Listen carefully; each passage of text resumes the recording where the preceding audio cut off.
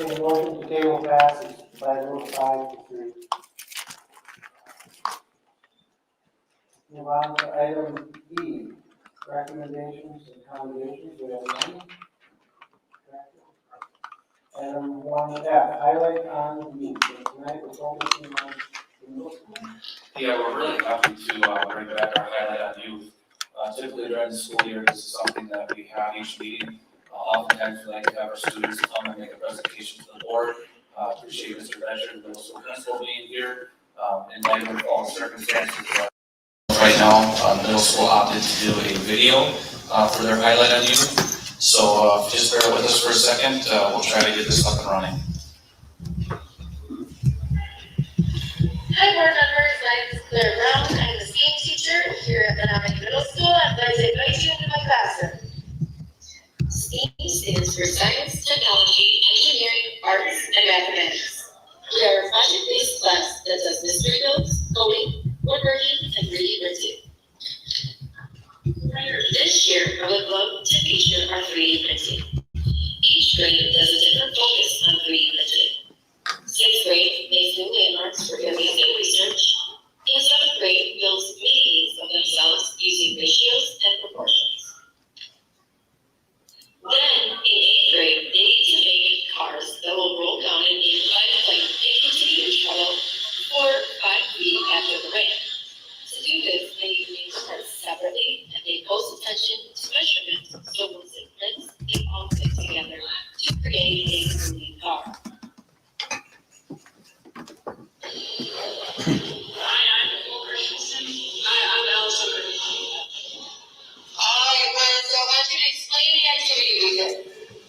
We design and 3D printed a car and then assemble it, push it down and try to get 5 feet.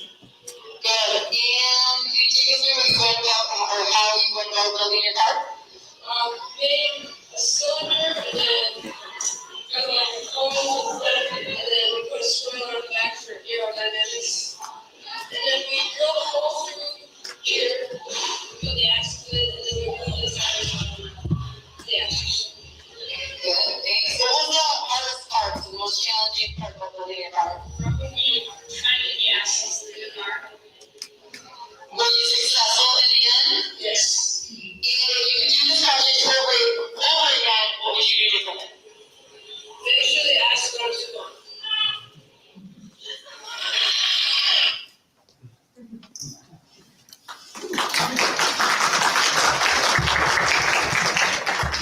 Thank you.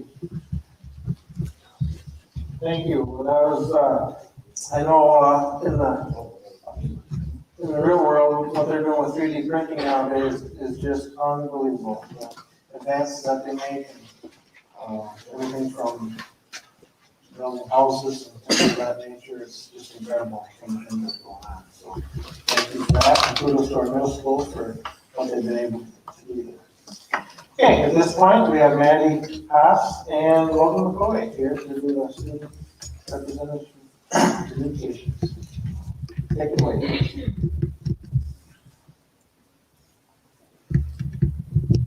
Who's going first, Grace or Logan? I'm Logan McCoy. I'm the Vice President of Student Council at the high school. My name is Grace Hosty, and I'm the Student Body President at Menomonie High School. So over the past few weeks, Student Council has been diligently planning and executing a great homecoming. On the week of the 2nd of October, homecoming finally came into reality for the first time in over 2 years. The students had a lot of fun throughout the week, playing games, dressing up, going to activities, and participating in class competitions, which the seniors were victorious in. The overall highlights of the week were a very high rate of participation in both homecoming and dress-up days throughout the school, the wall decorations, which sadly the juniors won, the class floats and parade, which both students and community members thoroughly enjoyed, the game assembly, which was a nice pickup to the middle of the week, along with the coronation assembly where Gabe Charnier was crowned king and Cecilia Barron was crowned queen, the homecoming dance where students could finally dance together without restrictions like 2 years ago, as well as the football team's victory over an undefeated Rice Lake.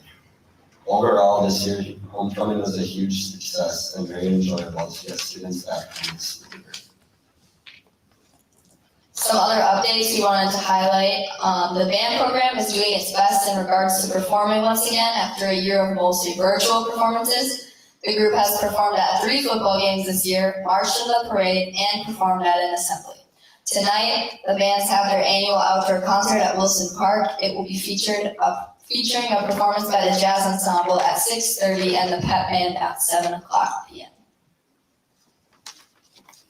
The Menomonie FFA officer team has had the opportunity to develop their leadership skills through several workshops, including a high ropes and challenges course at Camp Phillips and the fall leadership workshop held at Menomonie High School with the state FFA officer team. 10 students in the Menomonie FFA will be traveling to Indianapolis, Indiana at the end of October for the National FFA Convention and Expo. They will experience tours, career fairs, motivational speaking, and develop lasting friendships at the FFA meetup. The MHS Thirst Project Club is starting up again. They are $5,000 away from the goal of building a well in Eswatini. Please stay tuned for community outreach efforts in the future. Students in Mr. McMahon's environmental biology class have partnered with the Lower Chippewa Invasive Species Partnership, the City of Menomonie, UW Scout, and others on the Galloway Creek Restoration Project across the street from the Menomonie High School. Students are currently removing invasives and cleaning up the area. The property will be restored to native vegetation and serve as an example of what Wisconsin woodlots should look like in the city. The orchestra has been hard at work since the beginning of the school year, and we are very happy to announce that their first performance of the school year will be taking place in the auditorium as well as it will be live streamed. It will be on October 26th, and it will feature both the freshman orchestra and the string orchestra. The MHS girls cross country team is currently ranked 5th in the state in the most recent Wisconsin Cross Country Coaches Association poll. The team is currently undefeated in Wisconsin and is heading into the conference meet this weekend looking for a 4th consecutive BRC title. And finally, the special education program would like to send out a special thanks to Audrey Brewer for his work organizing We Have Exuberant Rhythm Float for our students in the exuberant music in this year's parade. As well as a special thanks to Coach Sins, Coach Adam Topper, and Coach Mike Berg for supporting 2 of the students in MHS athletics this fall. With Mr. Berg's assistance, one young man is running cross country on Coach Topper's cross country team. We have another student assisting at football practice Tuesday through Thursday. In addition, we have one young lady that has started assisting the UW Scout football team through a program called The Secret Weapon that was started by UW Scout Special Education major and athlete Mason Beebe.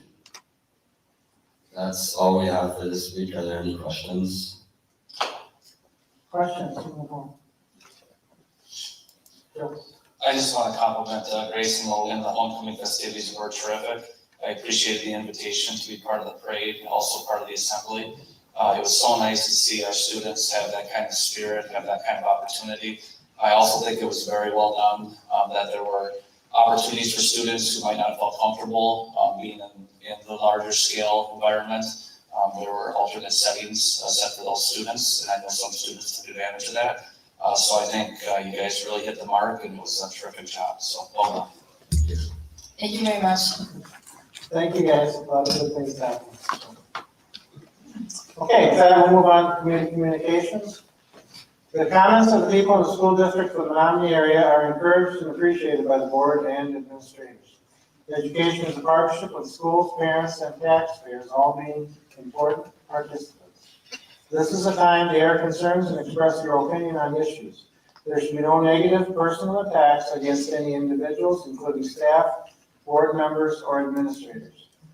I would ask that you indicate if you'd like the board president to direct a member of the administration to respond to your concerns. We will give each individual up to 3 minutes to talk. When you come up, please state your name and your municipality.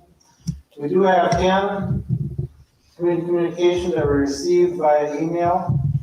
I guess I would ask if it's okay with the board, I will read who they came from and what their issue was and their stance on it, if that's okay? Rather than reading all 10. Okay? So our first one is from Sherry Luma, clarification on misinformation about the mask policy. Our second was from Alex Hall for support of the current district gender support plan. Third was Allison Schmidt for support of the current district gender support plan. Fourth was Dr. Paul Horvath, supporting the use of masks in the district. Fifth was Christine Woodward, also supporting the use of masks in the district. Sixth was Gilda Moore, B-O-U-R, support of the gender support plan and for masks. 7 was Lisa Quinn Lee for the use of masks and to support the gender support plan. Number 8 was Connie Nelson, supporting optional masking in the district. Number 9 was Sheila Thompson, supporting optional masks. Number 10 was Madison Olson for support of masks in the district. So those are the 10 we received. They will be available on the district website if anybody would wish to reach out further. Okay, so the ones that we have then, I'll start with the first received and we'll go in that order. Number 1, Josie Pillman. On deck will be Samantha Hoff.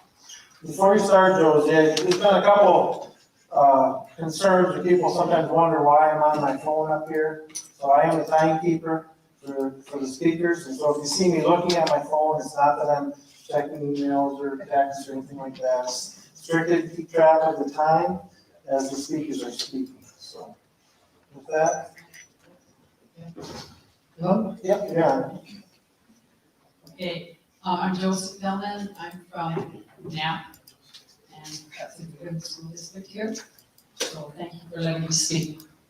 I believe that all of our students, we want all of our students to come out to our Menomonie schools ready to form healthy families and become responsible citizens in our community. I submit that to reach this goal or vision involves having sound educational policies. Our schools should be an extension of the parents in educating on how to make wise life decisions.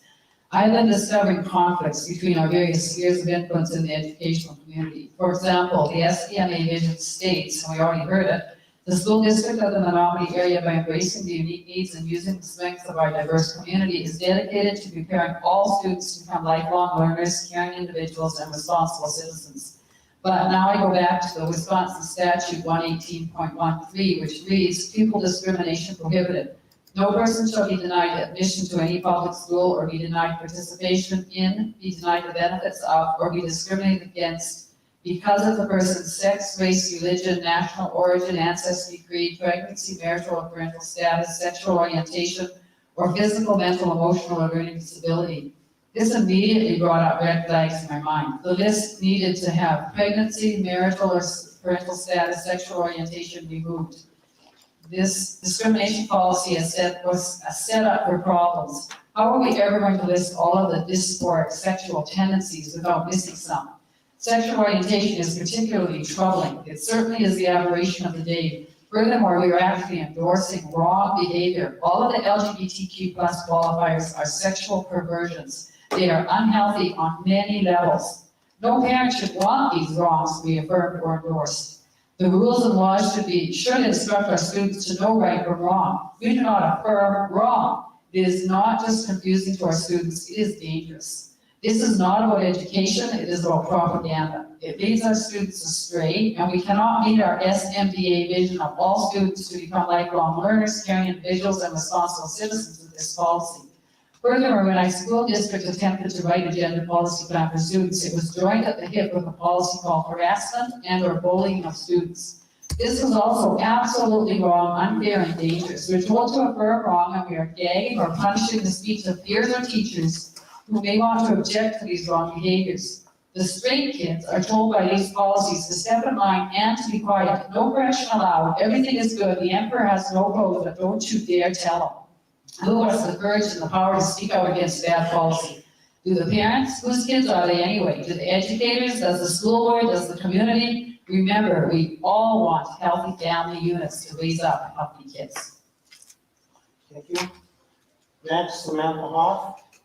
On deck will be Abraham Smith.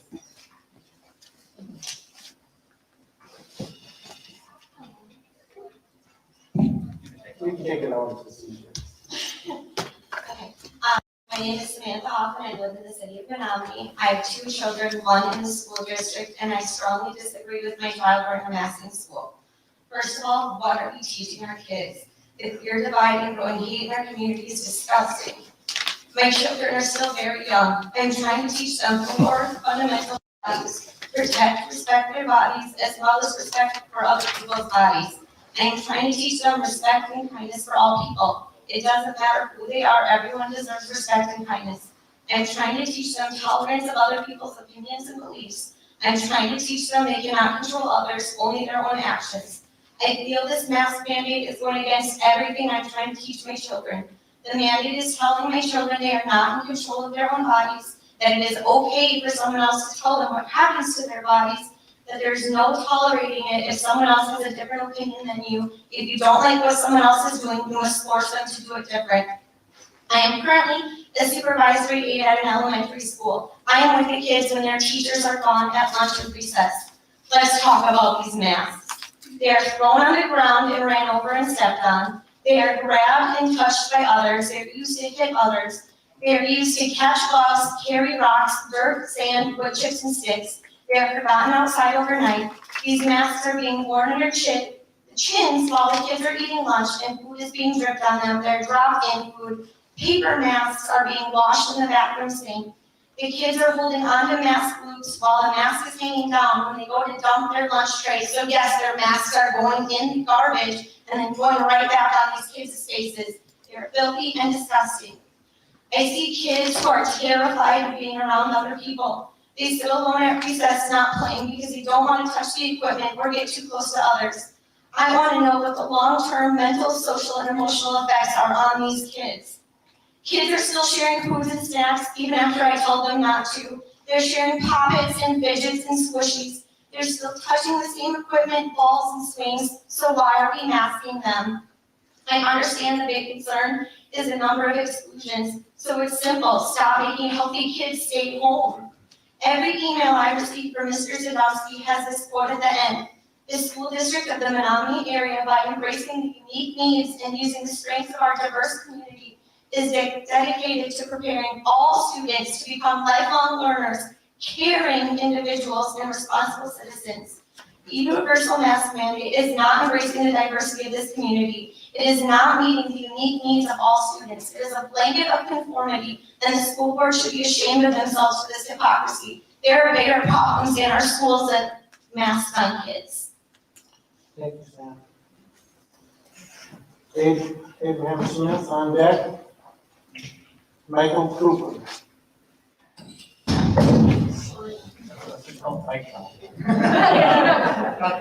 Thank you.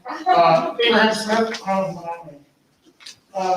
I'll be very brief now. We've got a lot of people want to speak. We had a meeting 2 weeks ago where there was a very difficult and challenging compromise that was made. I think it's a very contentious issue. We all know that. I think that a lot of people are unhappy with that compromise across the spectrum.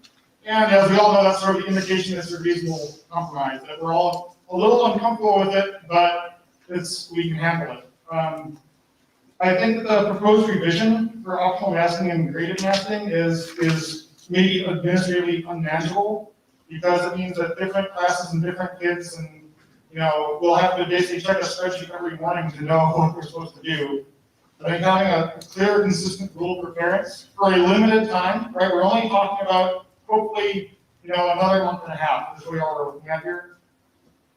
I think the rule currently in place it was reasonable, it was thoughtful, it's a challenging compromise, but let's just, stick with it for a little while longer, and we'll all be through this together, and we don't have to kind of keep having the discussion over and over and over again.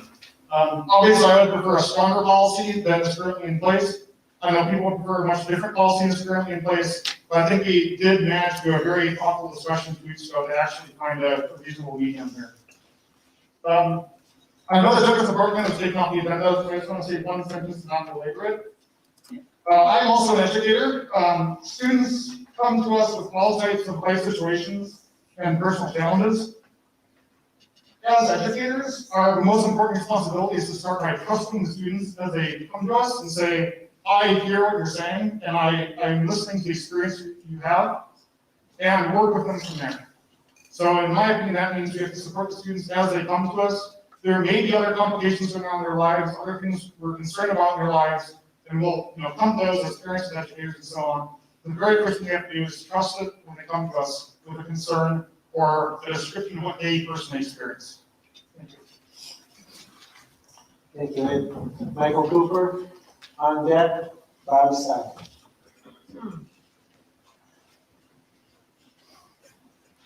Michael Cooper, Southside Menomonie. You get right into the mic. I know you're tall.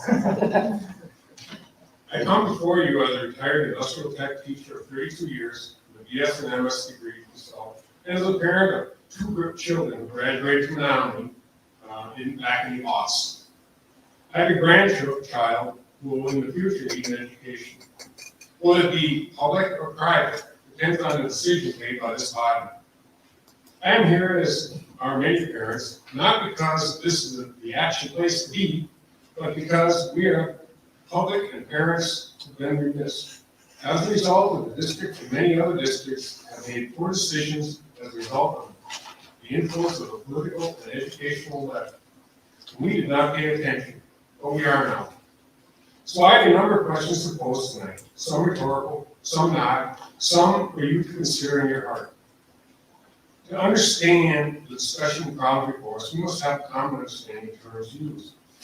Please inwardly answer the following questions. How do you define an American citizen or a United States citizen? America is a concept based on the history of liberty and the United States is a country. The two are different. An American citizen believes that the Declaration of Independence is the greatest political document ever written, and the Constitution of the United States is the second greatest. It is in support of the first. The second question is, do you believe the Declaration of Independence is the greatest political document written?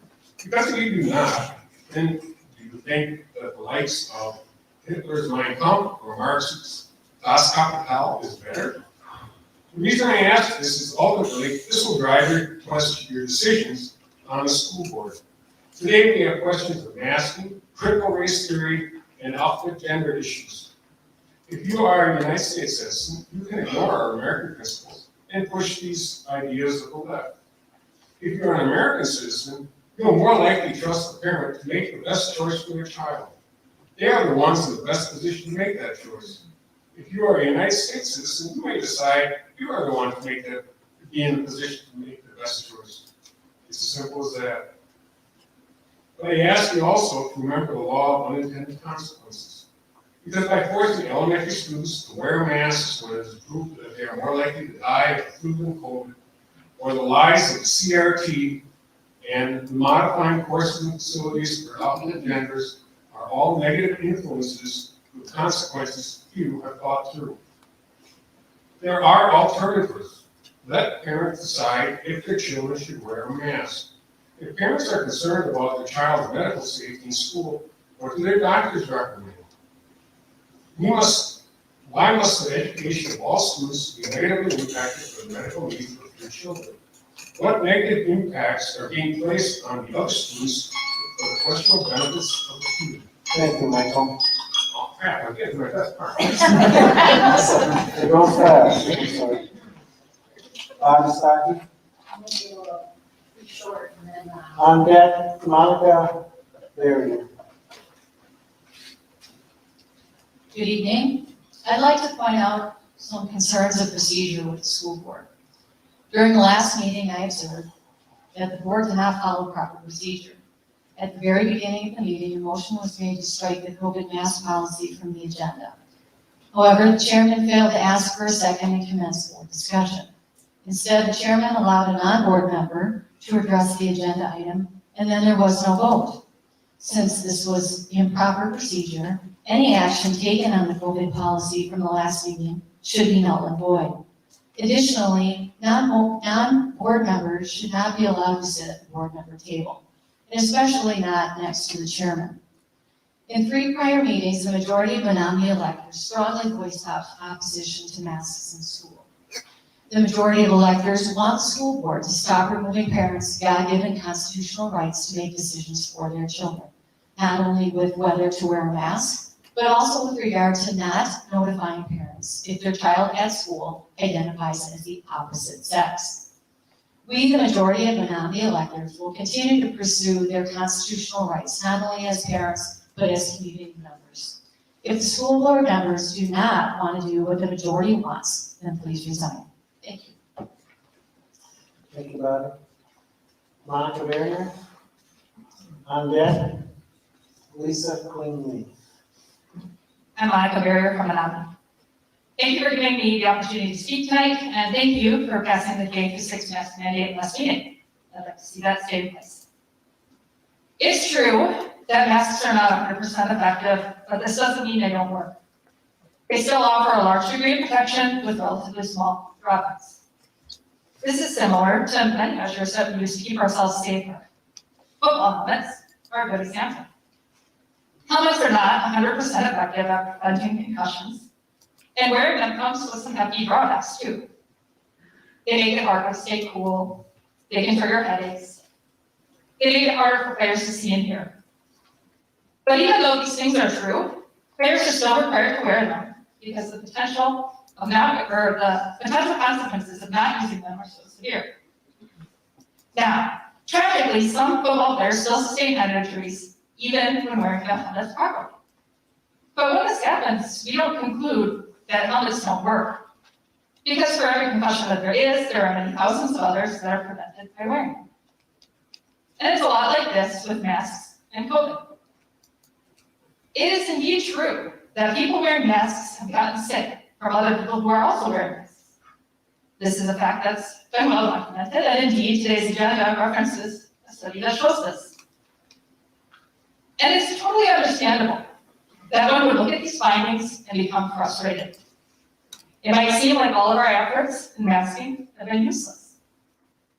But as discouraging as it may seem at first, the findings are explained by the fact that while masks provide pretty good protection, they're not 100% effective. Masks can help trap a lot of the virus, but not necessarily all of it.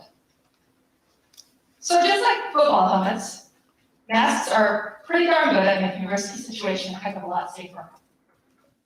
Masks work. Keep our kids at school by keeping that mask mandate in place. Thank you, Monica. Lisa Quinley.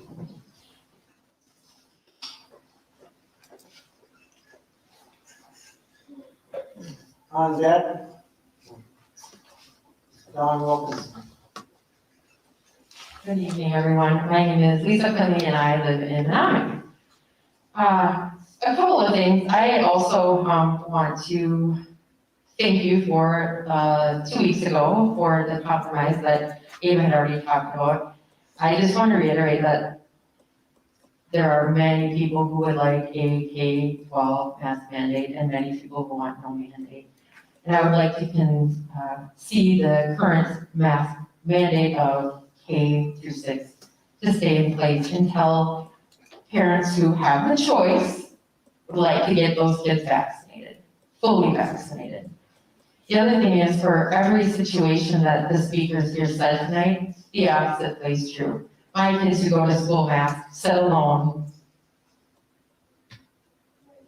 Yeah, right? So for our situation. Address the board, please, ma'am. Okay, yeah. So for every situation, kids who are masked might be alone, kids who are not masked might be alone. My kids wear masks not just to protect themselves, but to protect others. When my kids go to school, when others aren't wearing masks, they're putting my kids at risk. What? Excuse me? Ma'am. They are speaking over me.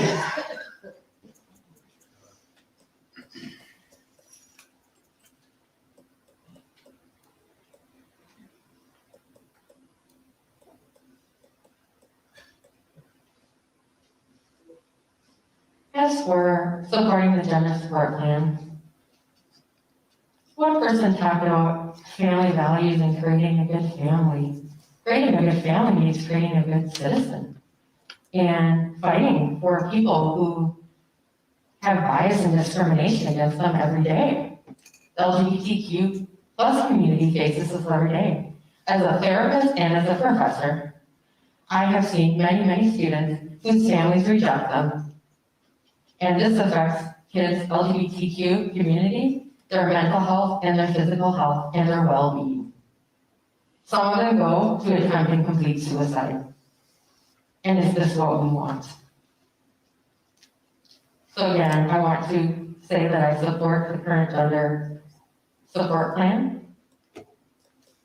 And also, I would like to see the current mask mandate stay in place. And also, there have been other times where the board has not followed Robert's rules, and those decisions, those evenings have stood. I also wanted to say that policies often don't go far enough. So just because there's an anti-bullying and harassment policy, it doesn't mean that we've gotten to the root of the problem of the bias and discrimination. We actually need to go even further. Thank you. Thank you. Damon Wilkinson, I'm sorry, just kind of scribbling. All right. Bethany Rissler is on deck.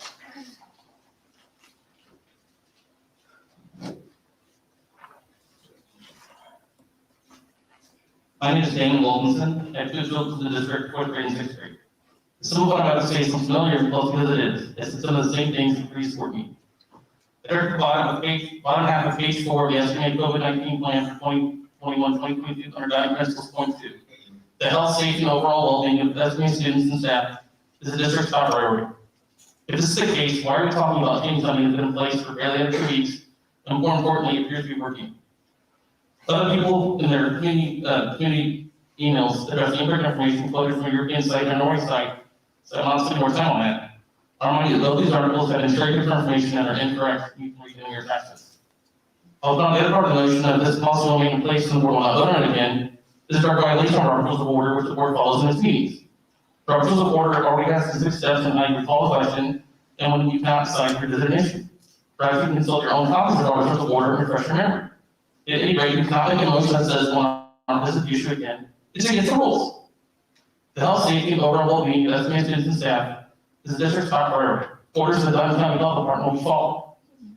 Later, there was a discussion item about segregation in classrooms. This is a poorly written discussion item, and the board itself had clarified the discussion item. There's no issue with the rules of our masking. There's no legal issue with how the scene first were done. Yet the board member was discussing.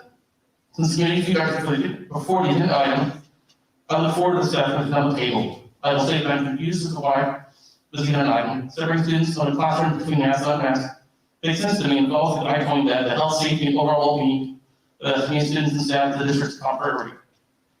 But we have points B discussion on the table list of the support plan. This plan was so here to me, saying in the making, for Dr. Hall's feedback letter follows all the major medical and mental health guidelines. I reviewed her statement on the issue for further feedback on why the current plan is an excellent plan. I understand that one constituent is passionate about the issue and the version they're need that affects putting the agenda request template or asked over here. Again, for the agenda, community feedback comes for topic discussion. Perhaps I'm missing something. My own thought is this. I counted and read all the community feedback items that were submitted to the board in writing as of 4 p.m. today. There were 8 responses. 7 of them were in favor of the existing plan, 1 was not. That's 7 to 1. We have fun with math. That means that 87% of the written feedback on the site is in favor of the existing plan that has been around since August of 2018. Since we have overwhelming support for the plan that's written, I don't understand why there's been no awards on the topic, and I look forward to this discussion period where we'll hope to receive new sources of information. Finally, while I spoke, almost 4 people have died of COVID. The current rate on October 10th was 1,783 deaths. There's 1440 minutes in a day, that's 1.23. Almost 4 people died when I was talking. That's why we have a mass mandate. Thank you. Bethany Rissler, our final speaker for tonight.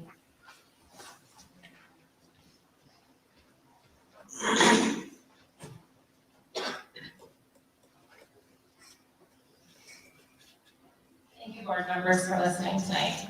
My name is Stephanie Rissler, and I live in the city of Menomonie. First, in support of the decision that was made at the last board meeting regarding masking. I wanted to point out that I was actually surprised by Dr. Zadowski's email about age and vaccination status not being taken into consideration for sixth graders. I understood the motion to mean that anyone who was eligible to be vaccinated would not be required to wear a mask. Clarification on that would have been helpful. The main reason I'm here is to state my support for the current gender support plan in SDMA. The plan provides support and safety for transgender and gender nonconforming students in the district. Without this support plan, these students are at increased risk for educational deficits, mental health concerns, and safety concerns. I am only one person, and I personally know at least 4 students in the district who are transgender or gender nonconforming.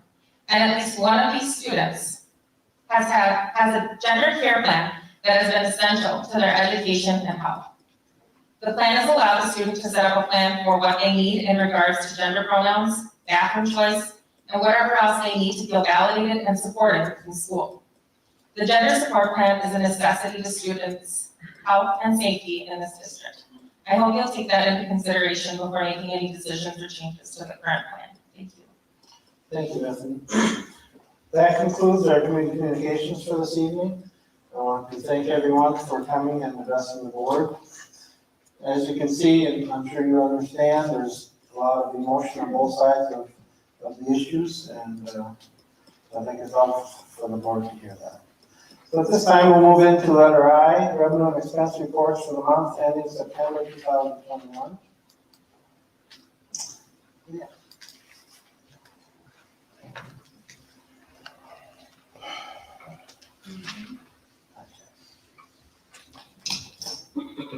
Take your time. How about now? Okay, we'll take a look at the revenue report first, and this is for the month of ending September for the general operations fund. As you can see in the report, most of the revenues are from local sources with the exception of some Medicaid revenue that was received in. So the total for Fund 10 revenues was $115,801.76. For Fund 21, the gift donation account, those revenues were $54,984.69. And then for Special Education Fund 27, total revenues received in were $26,096.94. And again, that was also Medicaid revenue. Moving on to the expenses by function reports. If we take a look at our general Fund 10 operations first, overall, we were at, for the month ending September, 13.31% compared to last year. In September, we were at 11.02%. In Fund 27, our expenditures were slightly higher there as well. We were at 11.11% compared to 7.25%. And then for our food service fund 50, we're at 13.42 compared to 14.14. Some of the key information for this month was we had 3 payrolls this September. Compared to last year, we had 3 payrolls in October. So that is one reason why costs were higher. And then also, we just have timing of bills from one year to the next can differ. So then the last report is a breakdown of all of the funds by object. And overall, all funds were at 13.35% compared to 8.85% last year. And again, the same reasons, we had the 3 payrolls. Also, you'll notice in the dues and fees line item, that is considerably higher this year compared to last year. And that's due to us moving our Fund 60 student activity accounts into Fund 21. And the majority of those costs are now going into a dues and fees, a 900 account. So there will be a budget adjustment to that line item to offset that. Okay, any questions for you? Along the same line, Leah, on Right. the, Can you just look back to expense by function? Sure. And down to that 49, the other non-program transactions? Yep, Similar, that percentage is much higher than, yep, that was due to Medicaid okay. expenditures. We also had the offsetting revenue, so we can't just record the net difference. We have to record the expense as well, so that line item will be adjusted to that. Normally, we receive those Medicaid revenues and expenditures late this year. We received some early on. Okay, so, thank you. Okay, any other questions for you? Okay, thank you. Moving on to item J, monthly employment report. There for your viewing. Any questions from the board? Seeing none. Move down to the consent agenda. Motion to approve the consent agenda. So move. Clint, is there a second? Second. Carl? Any discussion? I'll read off what's in it here quick.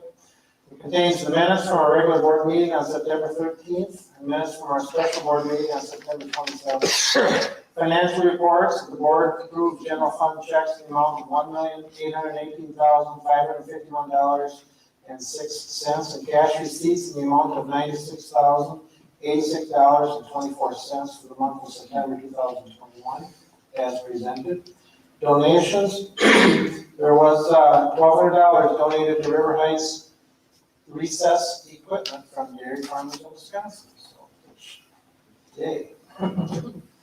Any other questions or discussion on consent agenda? Charlie? Could we please remove item 1A, the minutes from the board meeting of September 13th, vote on them separately? We certainly can.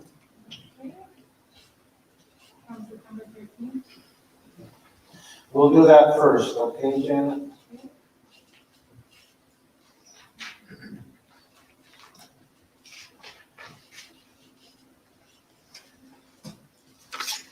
This is fairly clear. It'd be easier just to do a roll call vote on this. Janet, make it easier for you. Let's do that. Everybody understand? This is just for the minutes from our September 13th board meeting? Yes. You want to make a motion to approve? I need a motion to approve.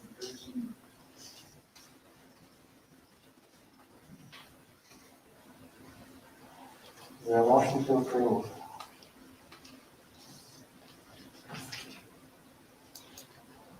Board members.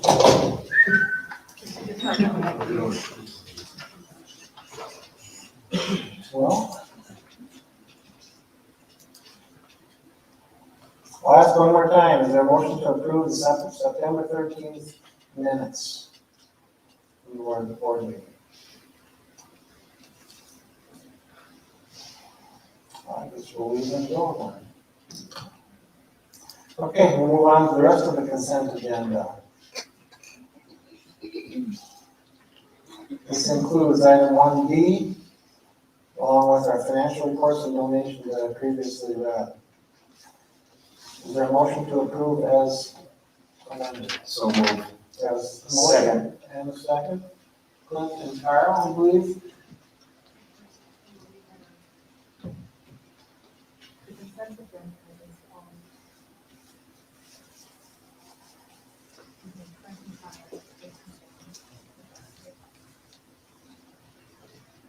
So this motion approves everything that we talked about except for the minutes from our September 13th meeting.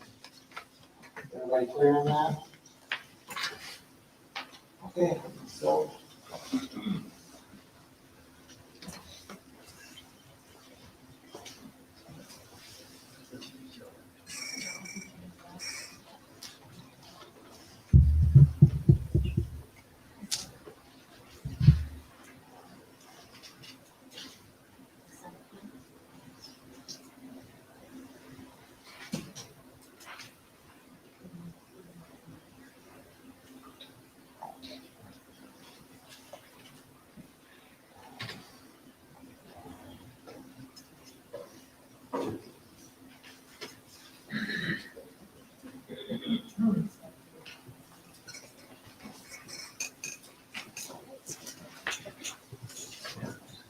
Motion carried by unanimous vote. Moving on to the personnel consent agenda, is there a motion to approve? I move to approve the consent, excuse me, the personnel actions as presented. We have a motion, is there a second? Second. Clint? Any discussion? Okay, Janet, vote.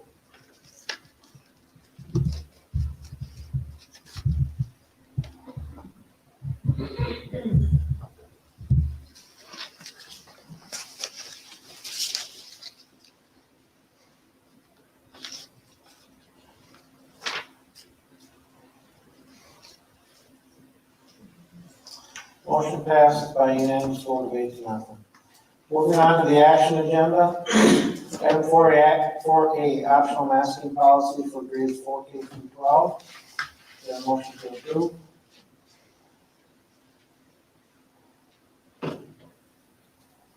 I would make that motion. Is there a second?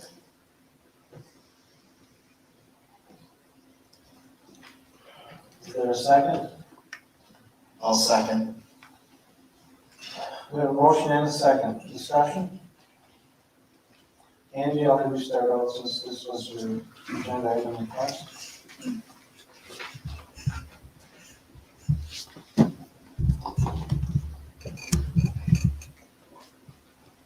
I guess I would just like to say, I've been on this board now for 5 months. The level to which board members have had any discussions at all is minimal, because offline there are fellow board members who participate in the belittlement of others' thoughts and questions. I'm hoping that all of us here are willing to understand another's perspective even though we disagree. Understand it to the point that when we leave here today, we are respectful of what is said. With this, I would also make a motion to suspend the rules to allow for more discussion, and I would also appreciate everyone in the audience being respectful too.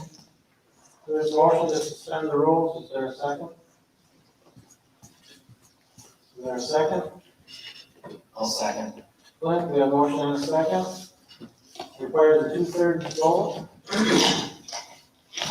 We can do this by roll call, or we can.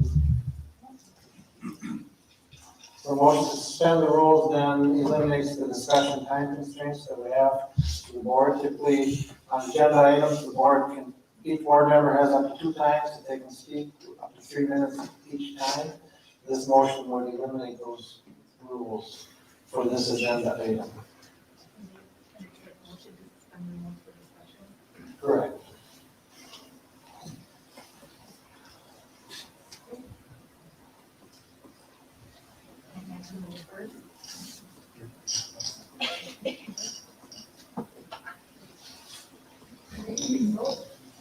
Yes.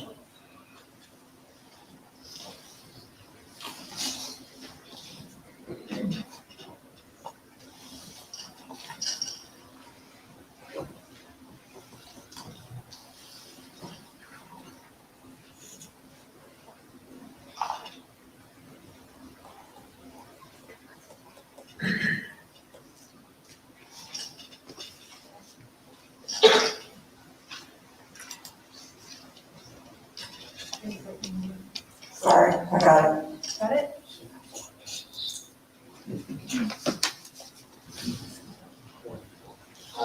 Motion is 4-4, hereby it fails. Okay, we'll continue with the main motion, optional masking policy for grades 4K through 12. Is there any discussion? I guess I would like to start the discussion then. From the beginning, dating back to May, I've supported the parental right to choose what is best for your child, whether it be mask wearing, vaccination, or virtual schooling. Parents know their child best. This notion that one-size-fits-all masking appeases a group of people that are fearful. Anger is a symptom of fear, which has presented itself in many ways since August, with the latest being harassing emails coming from a fake account created by someone for whom I feel very sorry for. The level of cowardice and unproductive nature of the messages does not further the cause of the fearful group who would have everyone wearing a mask. Interestingly enough, there are board members on this board, along with staff members, who do not follow the masking protocol they so strongly want and voted for. In addition, you have very few people wearing masks who do not necessarily believe wearing a mask after a board meeting at the local establishment or drink is justified. The level of hypocrisy has led me to question who here is a man of their word and who is trustworthy. The amount of angry, unkind things that have been said to me and about me by people who don't know anything about me are coming from people who claim they are right. We need to listen to them, do as they say. You think your opinion is of any value to anyone who has listened to you spew hateful and unkind things not even pertaining to the subject. The guiltiest board member here went right down the line insulting every board member in the last meeting, but yet we're supposed to value what that person has to say. There are very few people opposite my position throughout the course of this that I value. They have approached me with kindness and have shared and had dialogue with me.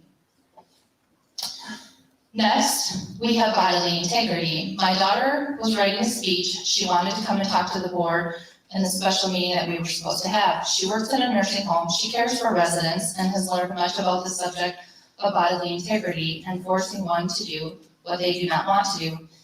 They cannot force a resident to take medication that the resident does not want to take. The resident has a voice and has a say in their health care. Bodily integrity emphasizes the importance of personal autonomy, self-ownership, self-determination, and human beings over their own bodies. In the field of human rights, violation of bodily integrity is another is regarded as unethical, infringement, intrusive, and criminal. There's no way that I will stand in the way of a parent's right to choose what is best for their child. I would not try to tell them what to do with their child.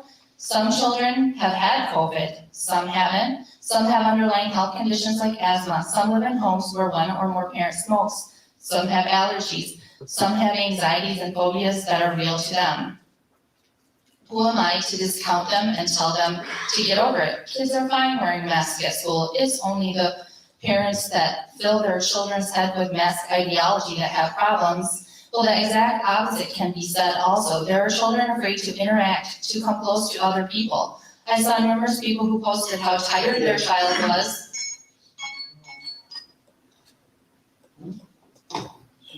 No, time's up for your first statement, Angie. Can I use my second one? If you want to right now? Yeah. Okay. I saw numerous people who posted how tired their child was and how sad and overall just unhappy to go to school with a mask their child was. Who am I to decide for them that the risk outweighs the benefit? I am not that person, and neither is anyone else on this board. A couple of board members don't even have children at home on a daily basis that are going through these struggles. So this leads to my last point today. Mental health. No one has addressed this at any length in any of our meetings. I believe that mental health is grossly overlooked. Mental health was lacking prior to COVID for our youth. There are statistics out there that show in the last 3 months, nearly 200,000 young people have been referred to mental health services, almost double pre-pandemic levels. Currently, there are on average 9.75 psychiatrists per 100,000 children under the age of 19. Wait times for new appointments can be many months, and families can be required to pay out of pocket or travel long distances to see a psychiatrist. Psychologists have reported 30% increase in demand for services for children under 13 and a 16% increase for adolescents. At one hospital in Michigan, admissions of adolescents with eating disorders more than doubled during the pandemic. The Centers for Disease Control and Prevention found emergency department visits for suspected suicide attempts during February and March of 2021 were more than 50% higher for teen girls compared to 2019. In January, Wilson's Children's Hospital in Jackson, Florida saw a 300% increase in the number of behavioral health emergency admissions since April of 2020. You know, with all that said, I have known kids in the last year that have been hospitalized, some on multiple occasions for suicide. And it was due to isolation and seclusion. And I believe that wearing a mask for some people is the answer, but for some people it's not. And I really just think it's a sad situation when we're forcing other people to do what they feel is best for their family.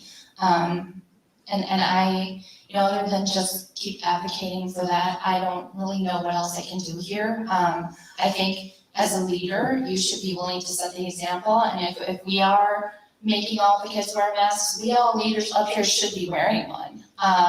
It is wrong. Thank you, Andy.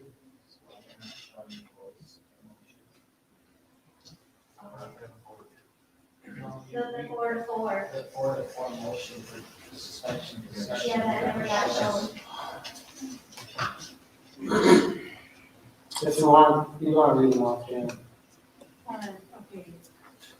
You wanna know who voted where? Who voted for suspending the rules, who voted against? Okay, Amy Earl Swanson, no. David Steyer, no.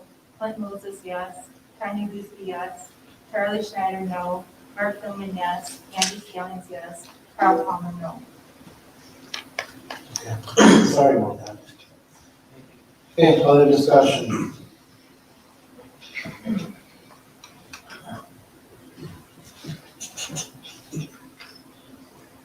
Dr. Zadowski, anything you want to add from the district's perspective? I see no other board members. I guess I would just like to say that, my recommendation is that the board does not approve this proposal. It's not aligned with the recommendations of the CDC, the Wisconsin Department of Health Services, the Dunn County Health Department, the SAMA medical advisors, me, the lead team, the district's liability insurance carrier, and the advice of legal counsel. I'd also like to say that when I do visit the elementary schools, I wear a mask. I am fully vaccinated. When I'm in situations where I feel like people have had the opportunity to be fully vaccinated if they want to be, I think that makes a difference. I also think it makes a difference when you're at an event where it's optional for people to go. If I'm going to go after the meeting and have a beverage or a burger or something, if I'm at an establishment, I feel like it's a people's choice whether or not they go there. Our schools, our students are mandated to be in some school or another. And with public education, I feel it's important that we offer an environment that is as safe as possible for our kids. So I have recommended a mask mandate this entire time, and I continue to do so. I do agree with Angie's point of mental health. That's one of the reasons why I have advocated, and I know the board has supported since the beginning of this, doing everything we can to have students in school. It breaks my heart to think about students, especially our youngest students, being out of school. And I believe that this mask mandate will help students stay in school. I do not like masks. I've made no secret of that. I know many people don't. But what I do really care about is our kids and having our kids in school. Any other board members? Clint? I'd like to add a little bit since Dr. Joe was talking. If we look at the current COVID dashboard, I was trying to pull out where this was at 2 weeks ago when I put this in place. Can you talk a little bit about where that's gone? And then the other question I've got is explain kind of the recent uptick at the high school as far as positive cases as well. Sure. First of all, it's important to understand that this is a virus well beyond our control. And I think everyone here acknowledges that.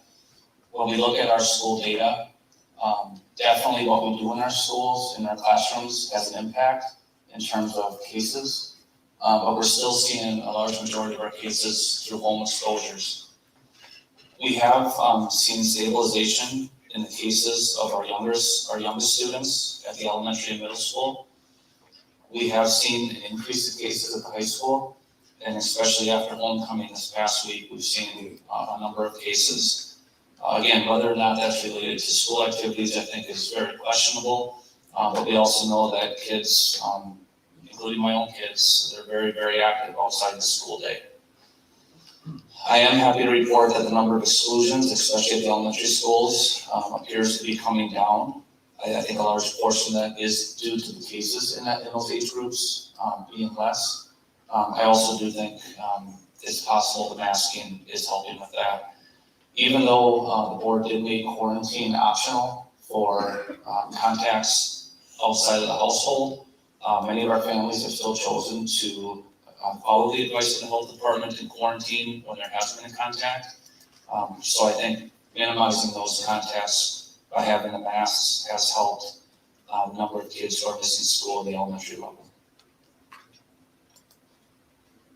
I hope that answers your question, Clint.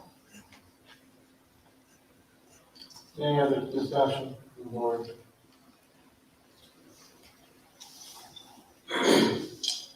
One thing I guess that I would like to say is that I've been a very staunch opponent of masking all along. Spearhead the effort at the start of summer school to get rid of them.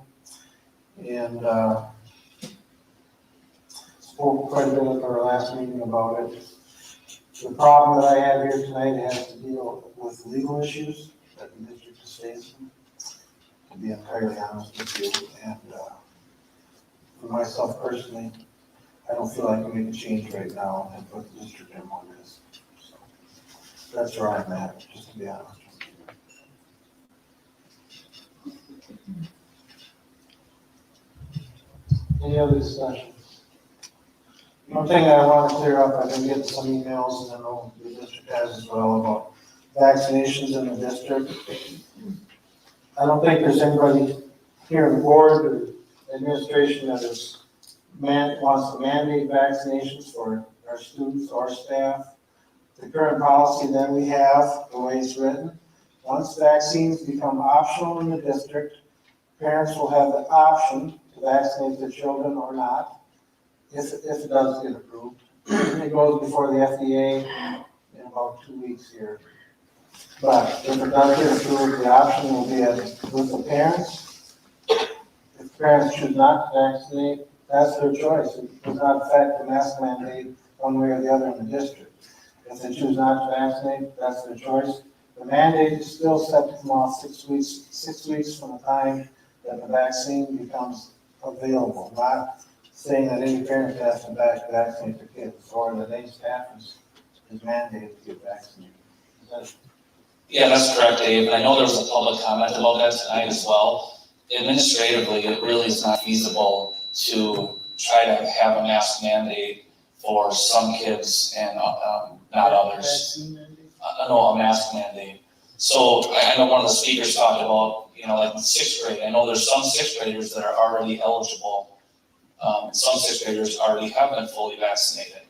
But we're certainly not going to have the kids wear a special ribbon or anything like that to identify themselves as fully vaccinated. So that's why the mask mandate is set up K6. And then, like Dave said, once we get to that time period where everyone who wants to get the vaccine has had the opportunity, it'll probably take about 6 weeks.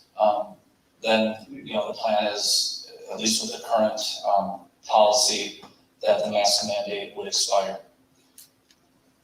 But again, it's not a requirement for anybody to get vaccinated. But it's in the lawsuit. The lawsuit, that's what he's asking for? Exactly. I'm sorry. We have no comment on the lawsuit. Okay, anything else for the board? Well, I will point out, if we go back to May, there was a number of us that said that once the school year is done, the mandated masking will be over, new school year. And I'm not here to insult or throw other board members under the bus, but there was a number of people that said that in the school year, that was it, optional masking in the fall. So to say that we're not gonna mandate vaccines now, I hope everybody's recording this right now, because we only know what 6 months from now is gonna bring. So, that being said, that's my only comment on it. And I think that's a really good point, Clint. And I'll say right now, I was one of those that last spring, especially once we got to about June, it was going pretty well in summer school. And I really felt like we would be able to have optional masking this year. But what people weren't able to predict is the second wave. So I think that's important to say, we're dealing with the circumstances we know right now. Depending on what happens with the virus, there could be a different variant. It could be more deadly. It could be more contagious. Who knows? So yeah, I think it's important to know that this is a decision based on what we know right now. And that could go with vaccines too. I am not a proponent at this point of mandatory vaccine. But again, it's based on what we know at this time. The federal government has talked about mandating vaccines for employers with more than 100 employees. Right now, it does not appear that that would impact our schools, but my understanding is the rules are still being written on that. That might be out of our control. But what we know today is what I'm talking about. Any other board members? Any other board members? I guess I would just comment to Clint, I honestly don't remember if I was one of those that said that in the spring or not. But I would say right here, right now, unless the government mandates it like they do many other travel immunizations, there's no way that I would ever vote to mandate a vaccine from our board level. That just isn't, I will not go there. So you all are here, you've heard it. I would say the same thing. I do not have a vaccine. I don't believe in mandates and on the vaccine side. Any other thing from the board?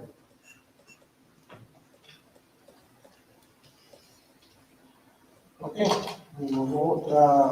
Does everybody know what the motion is?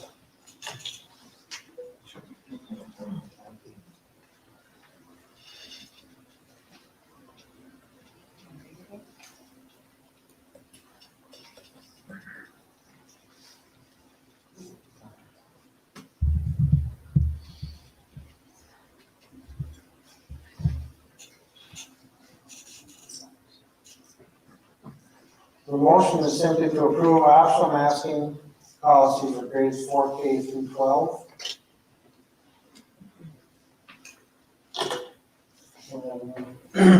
Any further discussion? Okay, let's go.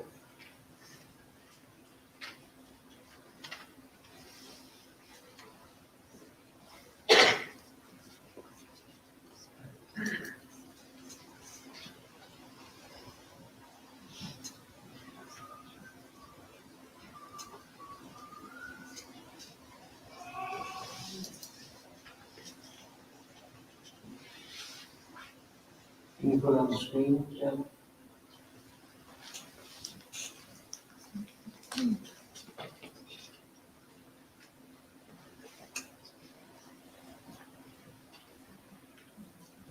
Oh, I agree. Again, we apologize for these technical challenges. It's much more difficult having a meeting here than it is in the boardroom. Okay, the motion failed 5-3. Emerald Swanson, no. David Steyer, no. Clint Moses, yes. Don Hughesby, no. Charlie Schneider, no. Mark Elman, yes. Andy Stillings, yes. Carl Palmer, no.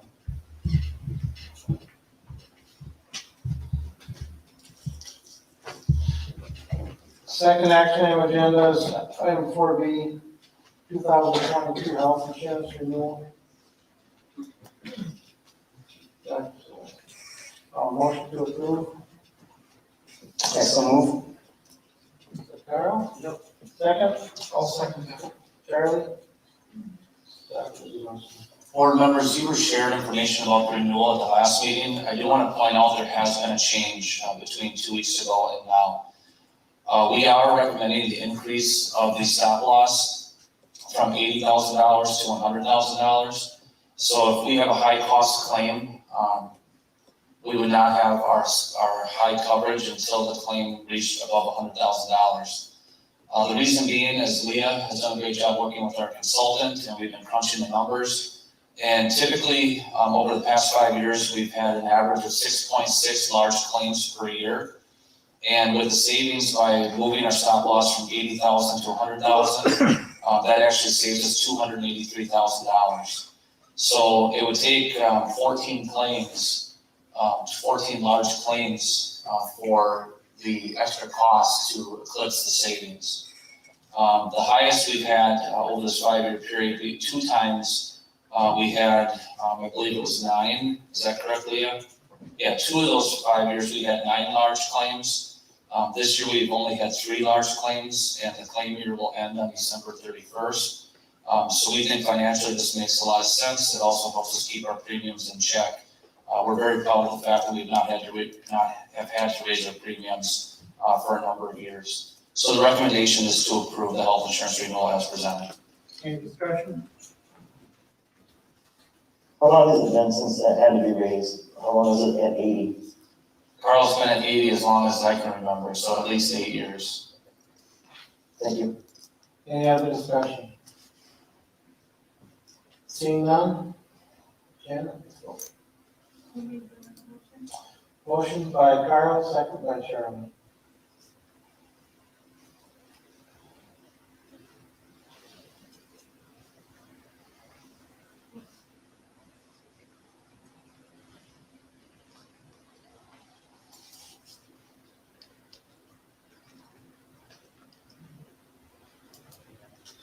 Motion passes by unanimous vote of 8-0. Item 4C, final budget revisions for 2020, 2021. We did go over these at our last meeting. Anything? Motion to approve, please. Mark, is there a second? I'll second. Tanya?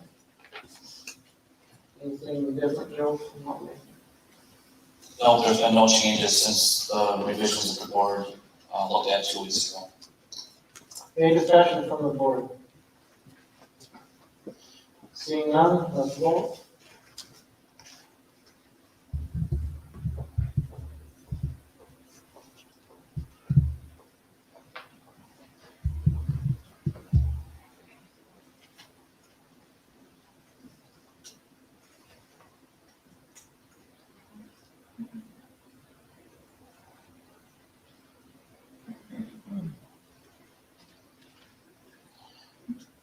While this is coming up, I think as long as our crowd size continues to be this size, we'll keep holding our meetings here in the auditorium.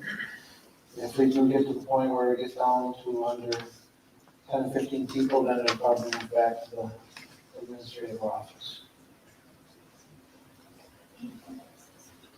Angie? Motion passes by unanimous vote 8-0. Discussion items 5A, early college credit request for spring 2022. Dr. Zagorski.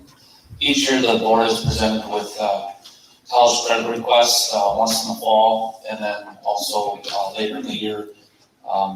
Brian is here to answer any questions. Otherwise, you can see that we received 253 requests by 34 students. Any questions by the board tonight?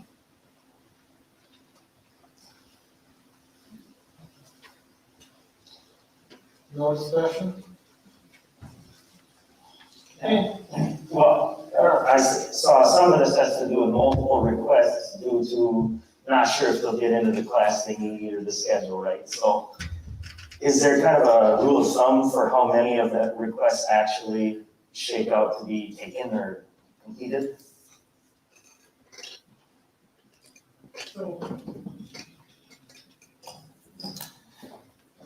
In most cases, a student is trying to get one course, and the completion rate is pretty high. When they take that, I don't have that exact number. On occasion, we'll have a student who might take 2 classes, and that's the most that they can do is up to 2.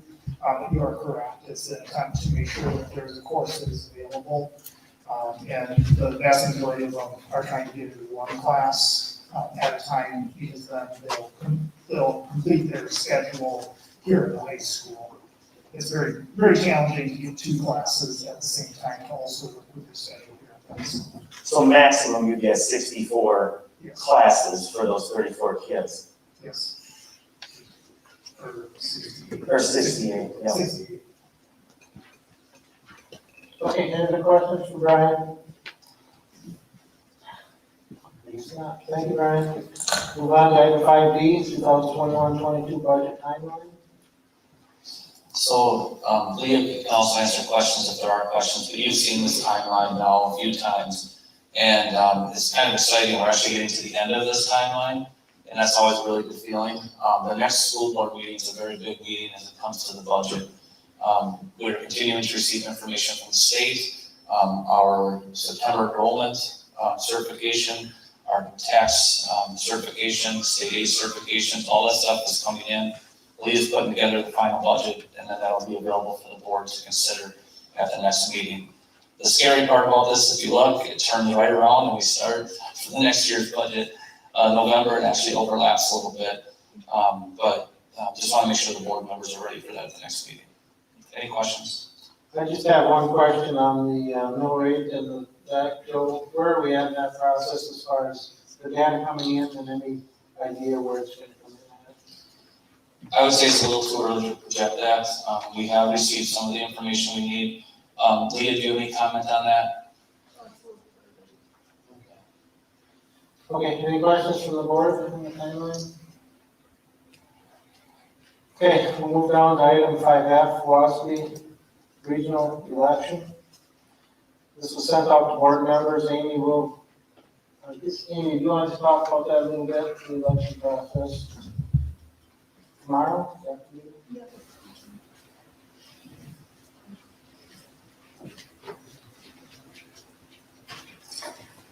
I guess I just need to know if there's anybody you want me to particularly look for, or if I can just make a decision or whatever. They both look very well qualified. I know, personally, I looked over both candidates. I think either one would be fine, so I'm okay with that. Okay, thank you. Anybody else have a preference?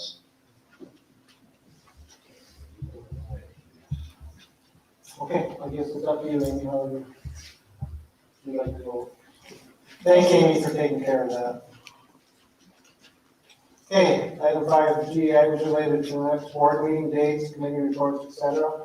Next board meeting is October 25th, 5:30 PM. I'll be here in the auditorium again.